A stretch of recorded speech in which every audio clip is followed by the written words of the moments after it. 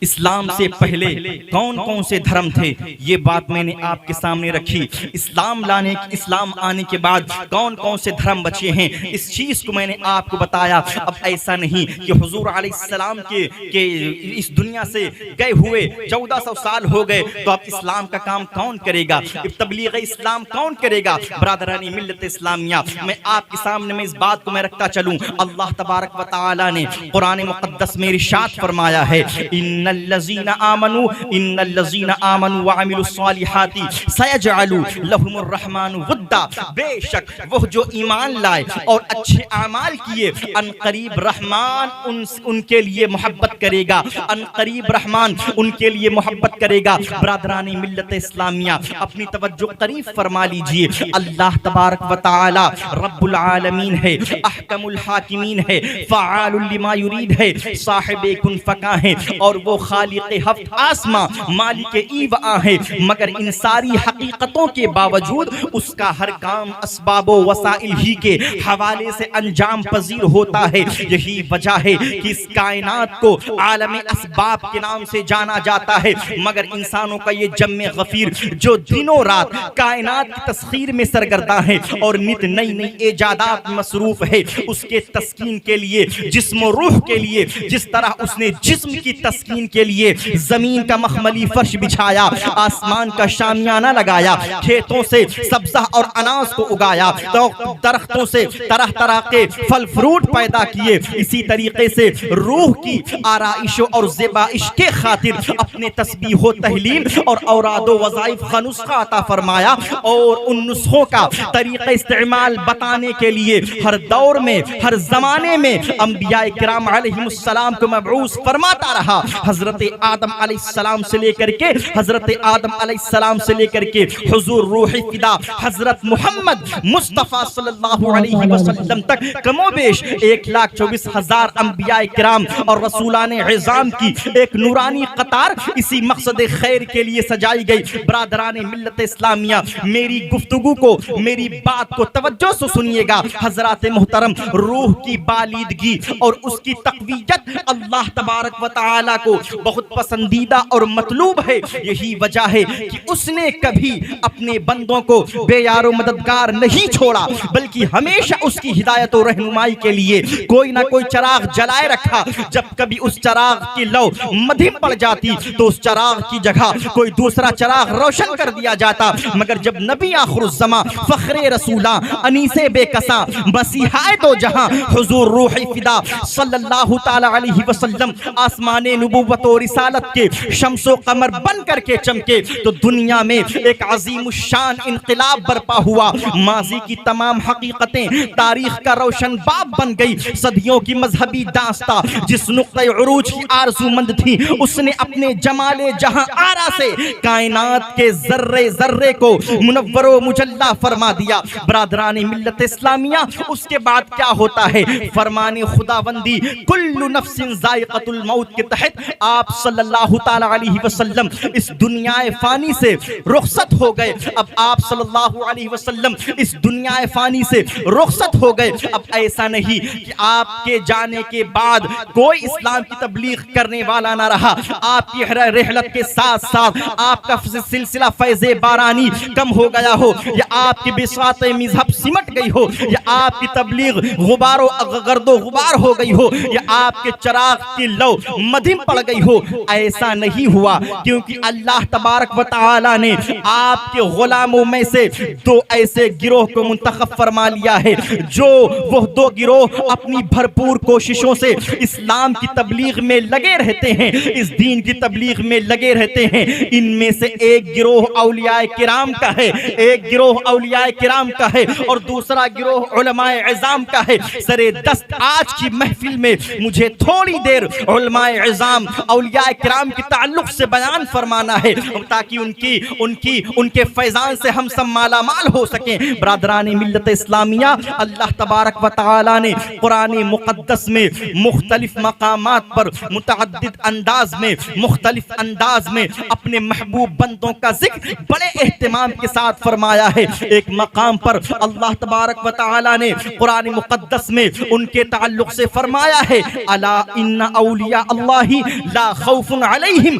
ولا هم يحزنون، بے شک اللہ کے ولیوں کو نہ ہی کوئی خوف ہے نہ ہی کوئی غم ہے۔ تو دوسرے مقام پر اللہ تبارک و تعالی نے قرآن مقدس میں ان کی صحبت اختیار کرنے کے تعلق سے فرمایا ہے یا ایھا الذین آمنوا اتقوا اللہ وکونوا مع الصادقین، اے ایمان والو اللہ سے ڈرو اور سچوں کے ساتھ ہو جاؤ۔ تو تیسرے مقام پر ان کے تعلق سے فرمایا ہے لہم البشری فی الحیات الدنیا والآخرہ۔ تو چوتھے مقام پر انہی کے تعلق سے فرمایا ہے الذین آمنوا وکانوا یتقون۔ تو نیز انہی نفوس قدسیہ کے بارے میں پانچویں مقام پر اللہ تبارک و تعالی نے قرآن مقدس میں ارشاد فرمایا ہے الذین اولیاؤہ الا المتقون۔ برادران ملت اسلامیہ، وہ کام جو خرق عادت کے طور پر صادر ہوتے ہیں انہیں کرامت کے نام سے جانا جاتا ہے،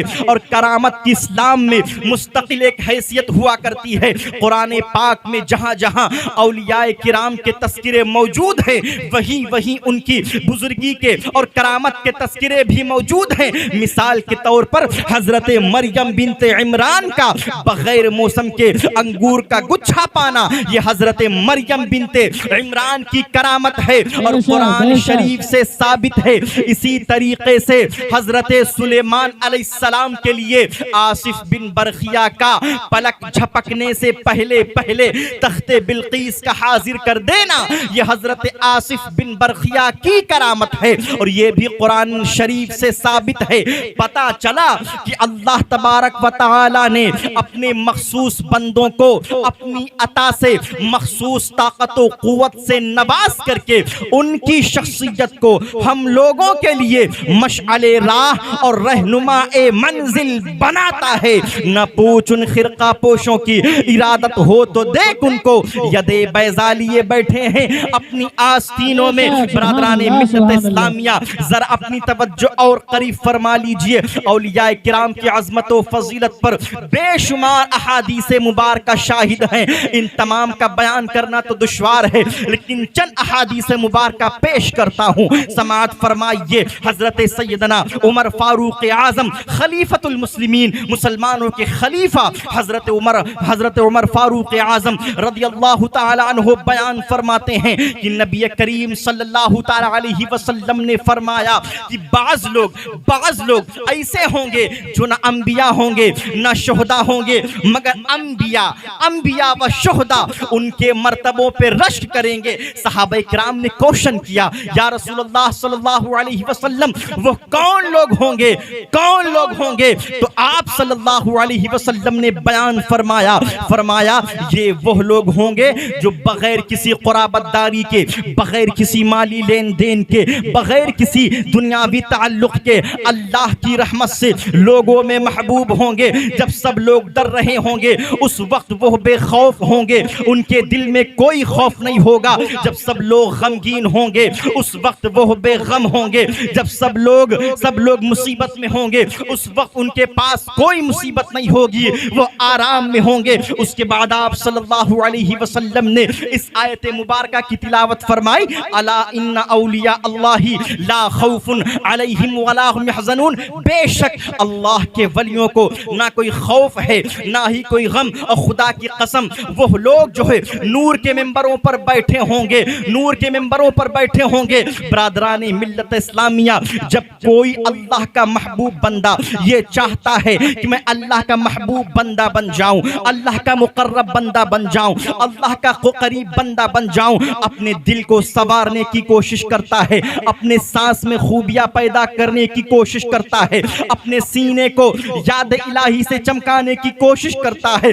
جب کوئی بندہ اپنے سانس میں خوبیاں پیدا کر لیتا ہے، اپنے سینے کو یاد الہی سے روشن کر لیتا ہے، اپنے سانس میں خوبیاں پیدا کر لیتا ہے تو قدرت کی طرف سے اشارہ ملنے لگتا ہے، او میرے بندے، اس مقام تک پہنچنے کے لیے، اس منزل کو پانے کے لیے صرف دل کو روشن کرنے سے کام نہیں چلے گا، صرف سانس میں خوبیاں پیدا پیدا کرنے سے کام نہیں چلے گا, صرف سینے کو چمکانے سے کام نہیں چلے گا, بلکہ اس کے لیے اپنے آپ کو, اپنے وجود کو اللہ اور اس کے رسول کی عشق کی بھٹی میں جھونکنا پڑے گا. جب تم ایسا کرو گے تو گویا کہ سینہ بھی مہک اٹھے گا, سانس بھی مہک اٹھے گی, سینہ بھی چمک اٹھے گا, دل بھی روشن ہو جائے گا, غرض کی پورے بدن میں طاقت و قوت ہی قوت پیدا ہو جائے گی. اسی لیے تو شاعر اسلام کہتے ہیں نہ پوچھ ان خرقہ پوشوں کی, ارادت ہو تو دیکھ ان کو یدے بیضا لیے بیٹھے ہیں اپنی آستینوں میں. نعرہ تکبیر, نعرہ رسالت, مسلک اعلی حضرت, فیضان اعلی حضرت, علماء اہل سنت, نعرہ تکبیر, نعرہ رسالت. سبحان غبار اللہ. آلود. بات سمجھ میں آ رہی ہے؟ بابو ایکو بند کر دو بالکل یار, آواز ٹکرا رہی ہے. بات سمجھ میں آ رہی ہے؟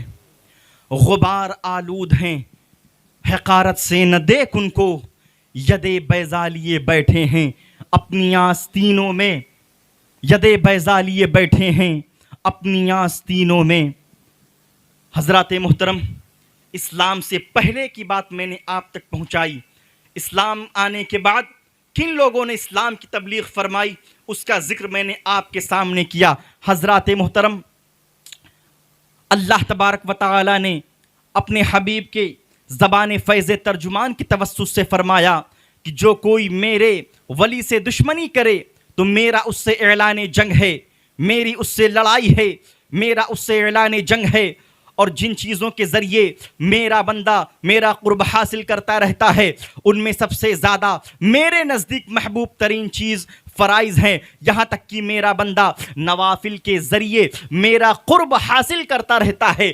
اب کان بظاہر بندہ مومن کا ہوتا ہے لیکن سننا قدرت الہی سے ہوتا ہے, ہاتھ بندہ مومن کا ہوتا ہے لیکن عطا و نوازش قدرت خزانہ الہی سے ہوتی ہے, پاؤں بندہ مومن کا ہوتا ہے لیکن طاقت و رفتار خدا کی ہوتی ہے. اگر بندے کی بارگاہ میں کچھ سوال کیا جاتا ہے, کچھ مانگا جاتا ہے تو عطا و نوازش قدرت الہی کے خزانے سے ہوتی ہے. اب جس کا جی چاہے ان محبوب بندوں کی عظمت و فضیلت مان کر کے خدا کی بارگاہ میں محبوب بندہ بن جائے, اور جس کا جی چاہے ان کی عظمت و فضیلت انکار کر کے مردود بارگاہ بن جائے. اسی لیے شاعر نے کہا تھا نہ پوچھ ان خرقہ پوشوں کی, ارادت ہو تو دیکھ ان کو یدے بیضا لیے بیٹھے ہیں اپنی آستینوں میں. نگاہ ولی میں وہ تاثیر دیکھی, بدلتی ہزاروں کی تقدیر دیکھی. برادران